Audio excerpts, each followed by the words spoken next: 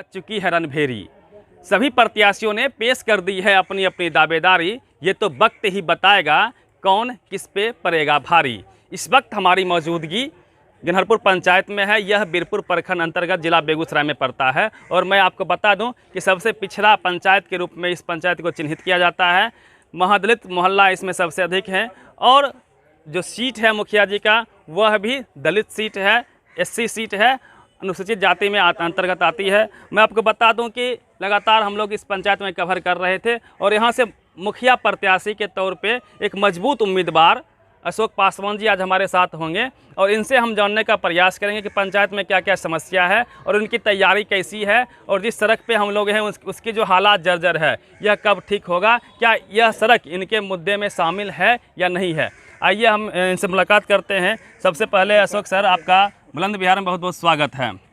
धन्यवाद सर, जहां आप खड़े हैं, जिस सड़क पे खड़े हैं, इसकी हालात काफ़ी जर्जर है और शायद इसी गांव से आप भी आते हैं, तो क्या आपके चुनावी एजेंडे में ये सड़क शामिल है?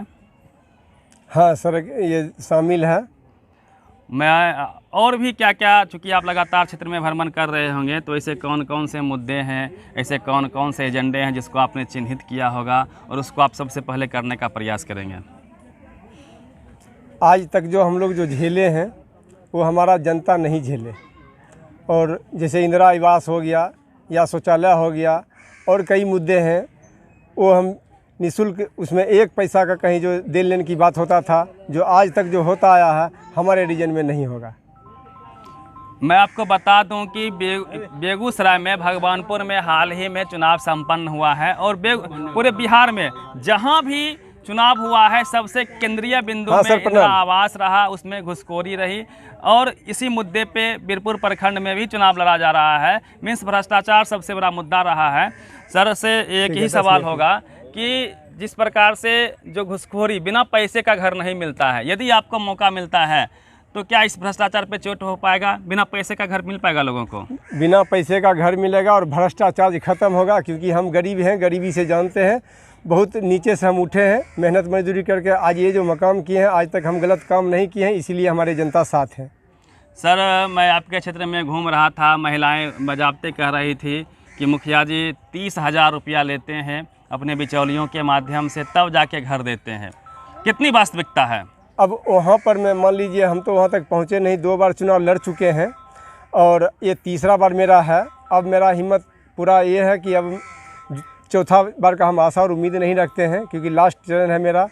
मतलब इसलिए कि हम ये नहीं बता सकेंगे कैसे लेते थे नहीं लेते थे, वो जनता अपने मुख से बयान करेंगे, हम अपने मुख से कुछ नहीं बोल सकते। जनता बिल्कुल मीन्स प्रखरता से इस आवाज़ को बुलंद कर रही है कि घुसखोरी जम तक हुई है। यदि आपको मौका मिलता है तो इस पर चोट करेंगे कि नहीं करेंगे? हाँ, इस पर चोट करेंगे। हमारे से जनता जब सपोर्ट करके हमको इस जगह पर लाएंगे तो हम उनसे कदम पीछे नहीं हटाएंगे, कदम से कदम मिला के चलने का प्रयास करेंगे और जब तक होगा दिन दोपहर 24 घंटा हम उनके साथ रहेंगे, कदम से कदम मिला के चलने के लिए हम हर संभव प्रयास करेंगे। तो क्या इस बार भ्रष्टाचार एक केंद्र बिंदु में रहेगा?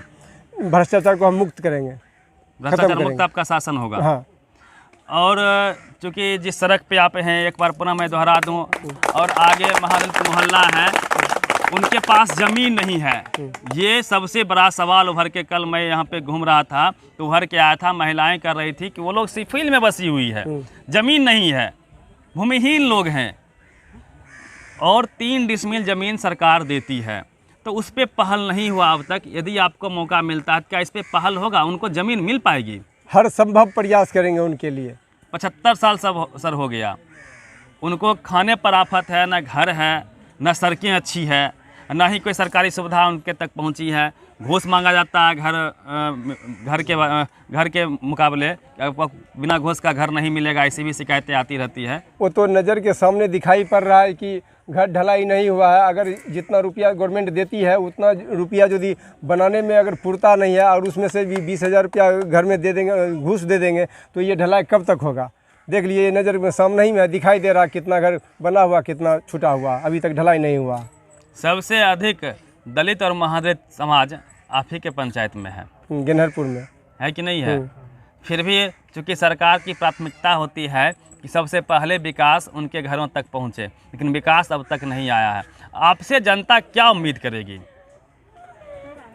जनता के सामने में हर दुख सुख में हम साथ देंगे और कोई भी प्रॉब्लम हो तो इमीडिएटली खबर करें।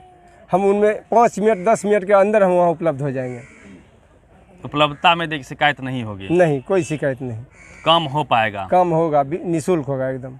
चलिए अंत में एक सवाल है कि आप अपने जनता से क्या अपील करना चाहेंगे? जनता हमारे मालिक हैं, हम उनका सेवक हैं, हम सेवा करने का मौका चाहते हैं। क्या छाप है आपका? ढोलक छाप 2 नंबर क्रमांक संख्या।